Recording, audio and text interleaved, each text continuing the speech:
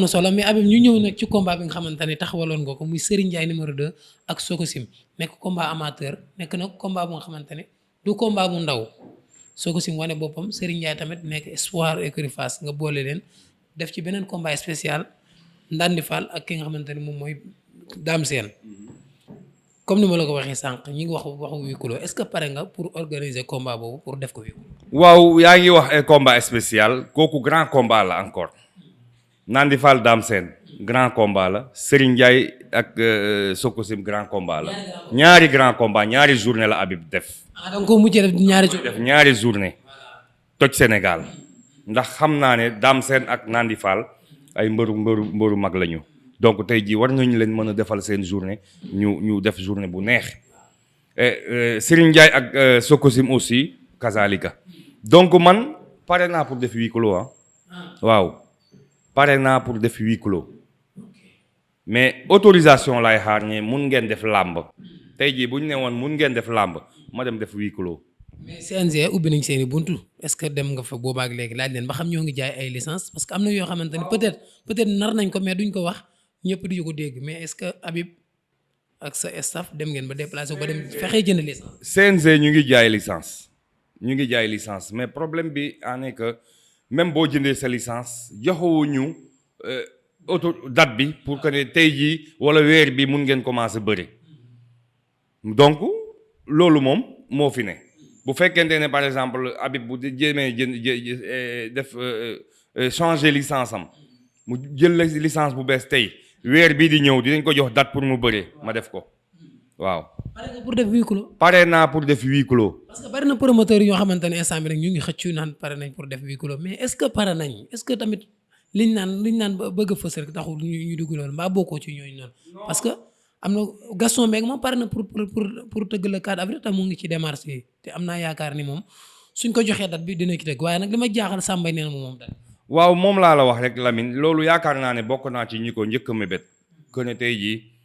ñu ngi wéeru ci état bi di leen ñaan dimbal ba ku ci nekk def nga sa bilan ndax Matar Ba laajoon na fi nañ def suñu bilan ñu jox ko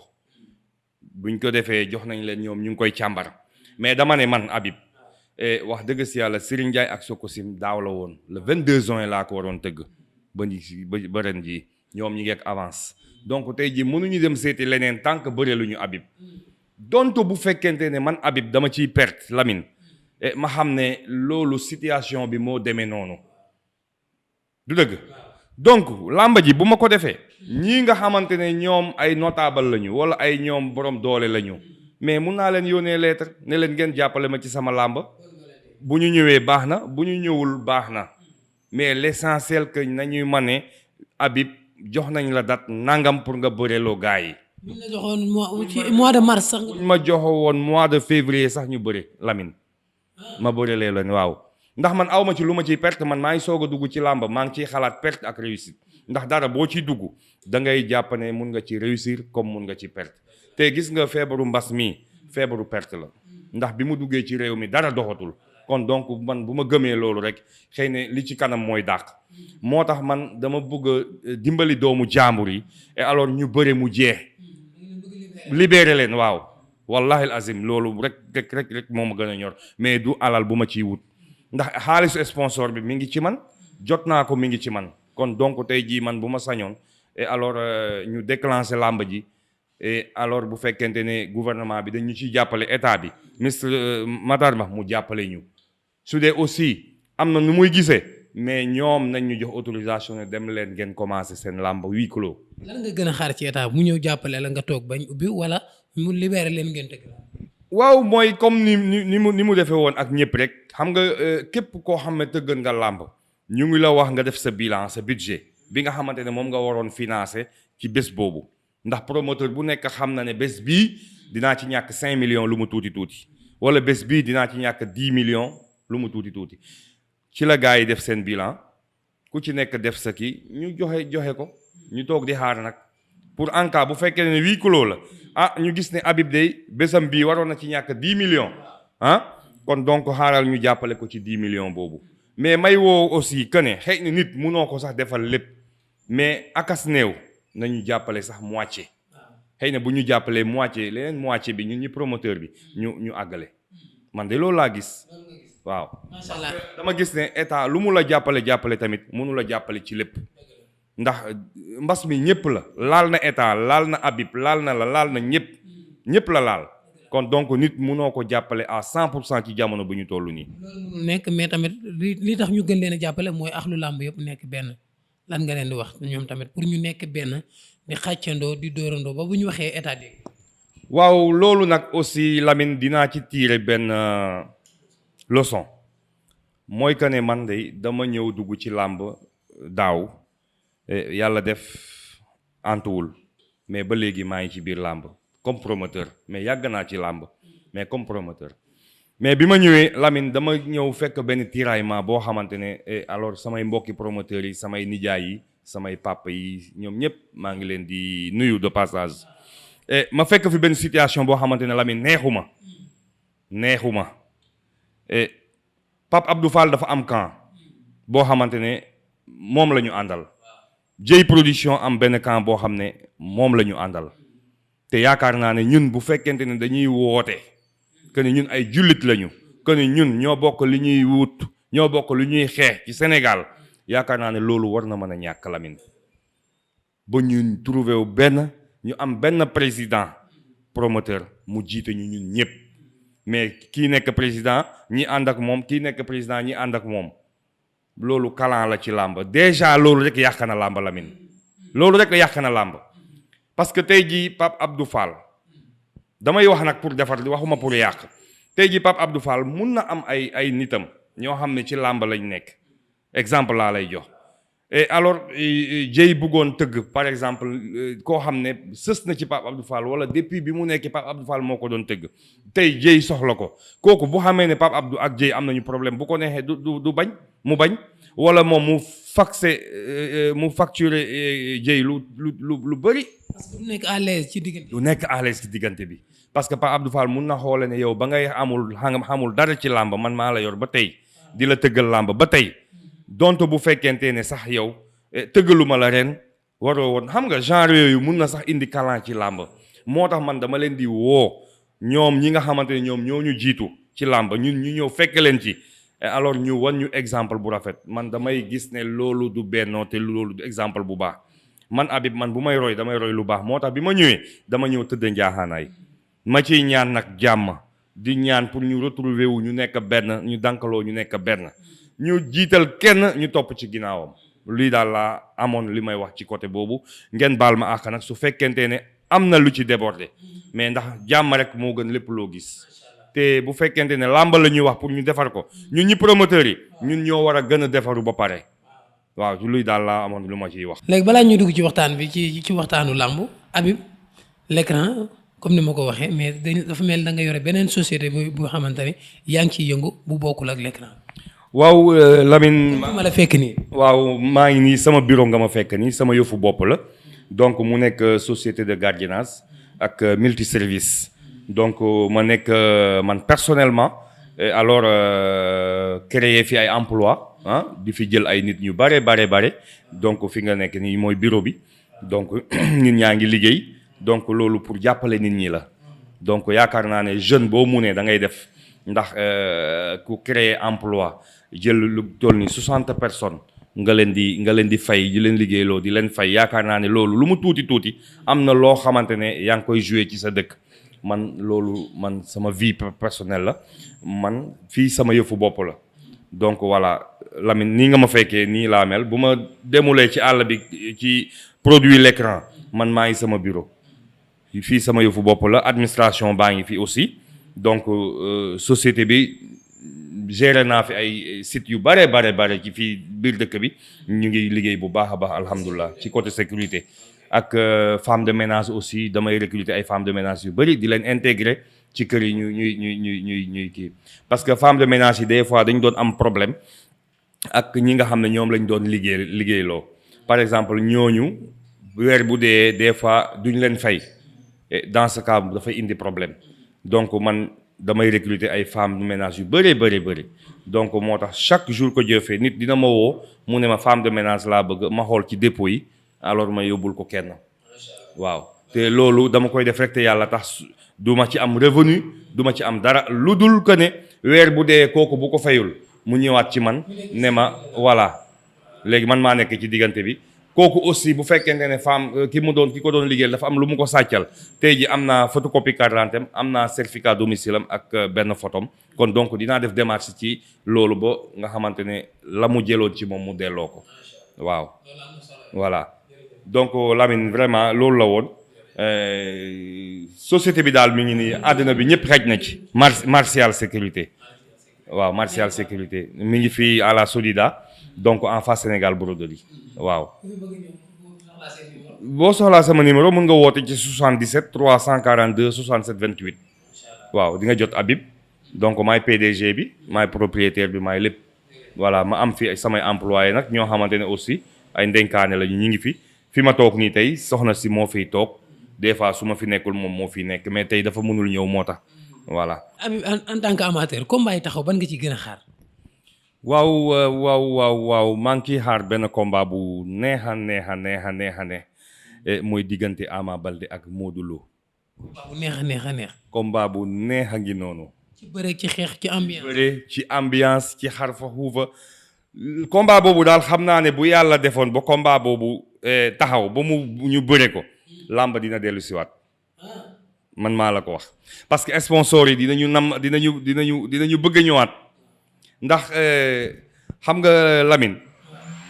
ñaar ñooñu dañu nekk ñoo xamante ne kenn du bàyyil sa morom benn baat te loolu mooy neexal làmb gan ma ne combat règlement de compte la. règlement de compte la boo xamante ne tey jii Lamine en tout cas làmb jooju maa ngi la koy wax tey de yan ci ñaan yàlla jàmm di ñaan mu gaaw taxaw ba ñu bëre gis nga bés bu bëree wallahi azim man maa la ko wax tey bind ko làmb dina delluwaat. ñoom koy seen première jàkkaarloo rek. ñaar ñëpp populaire. seen premier jàkkaarloo rek boo mu ne non déjà sax instant yi nii rek gars yi des fois nga daje ak ñoom ci internet bi lu nekk ñu ngi waxante instant yi supporters yi sax ñoom ñu ngi bëri te làmb ji kii wagul. pied gauche bi Ama Baldé gis nga ko parfois mu def benn vidéo tooñ Modou nee na pied gauche ku ko tegal pied gauche dafa aay ci pied gauche genre wax yooyu noonu boo gisee. xam nga Ama ndeysaan amateur bi mooy wax du promoteur bi du sponsor bi amateur bi mooy wax pied gauche su Ama c'est que Ama ci boppam moom moo caay-caay.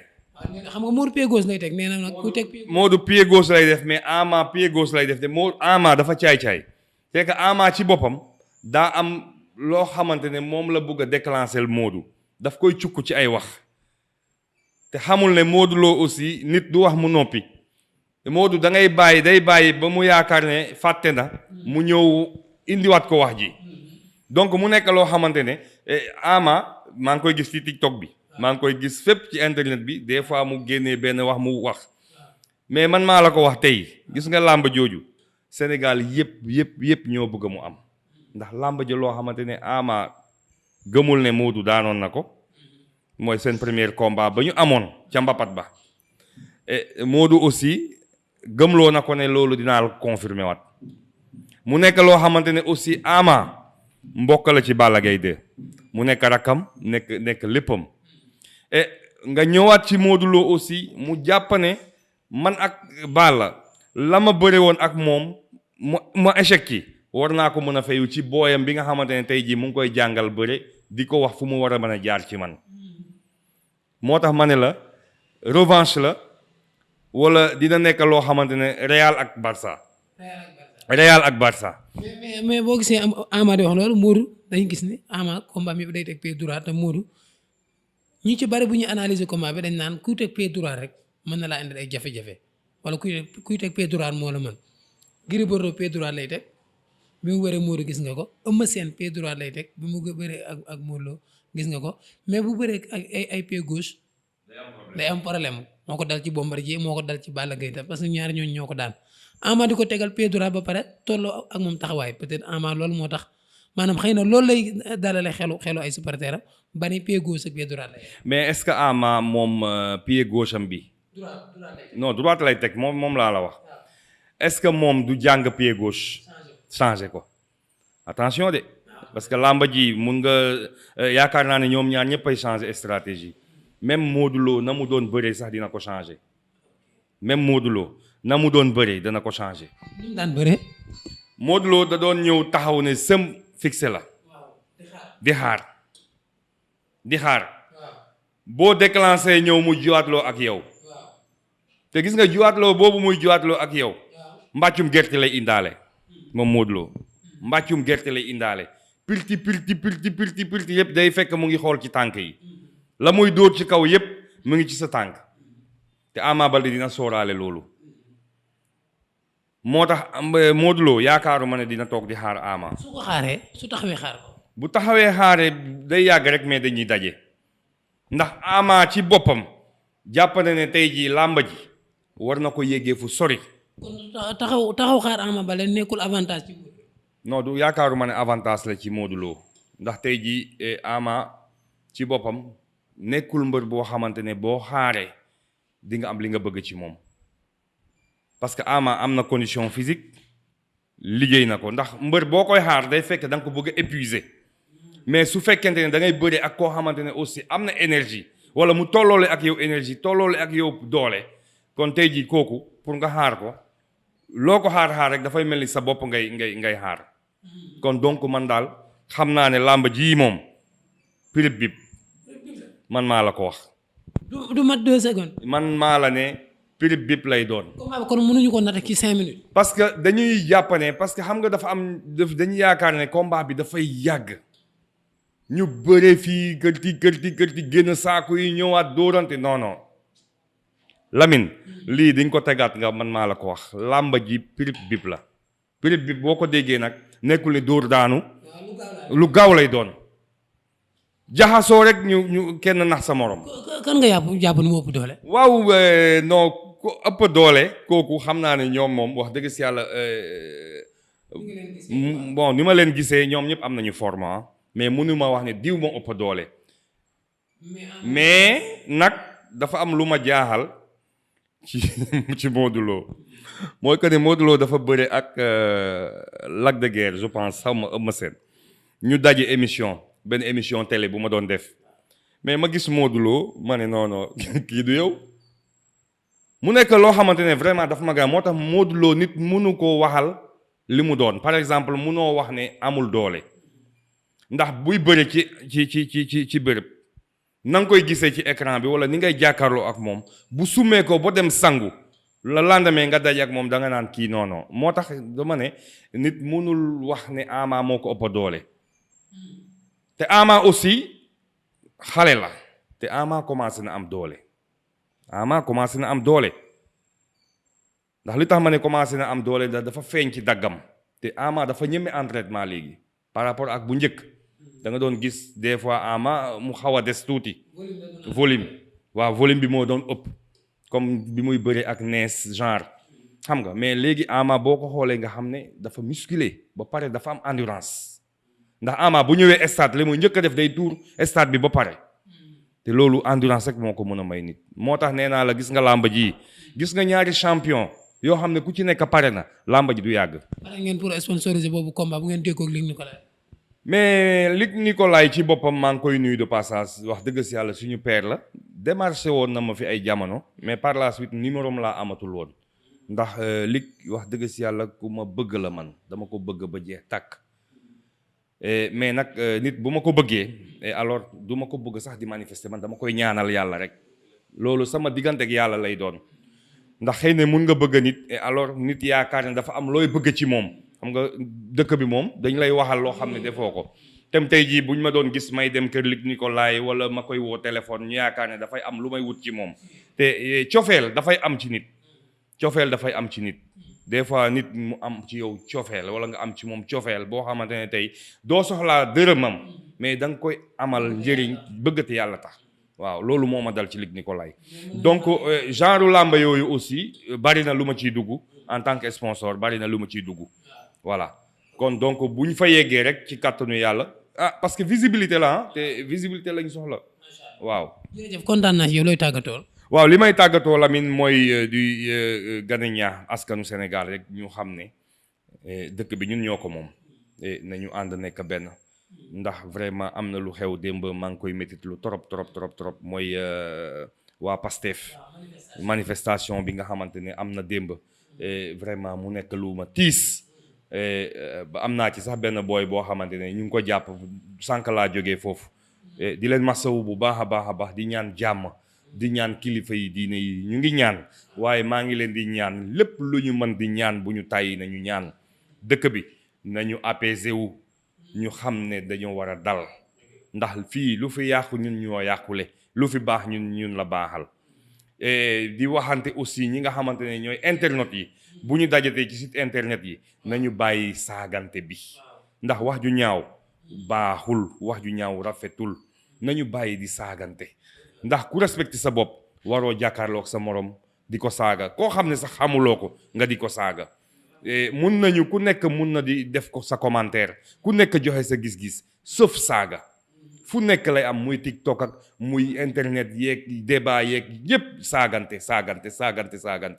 nañu waslu ci àq ci yàlla ju gëm ne yàlla moo ñu fi te kullu nafsun zaa'iqatul mawti loolu laa amoon lu may wax di ñaanal président Macky Sall jàmm yàlla oyofal yéen bi di ñaanal opposant bi aussi li nga xamante ne moom la ñu mébét yàlla nekk jàmm Macky Sall daf fiy jóge keneen mooy ñëw toog keneen kooku bu fi toogee daf fiy jóge suñu maam Abdoulaye Wade anamu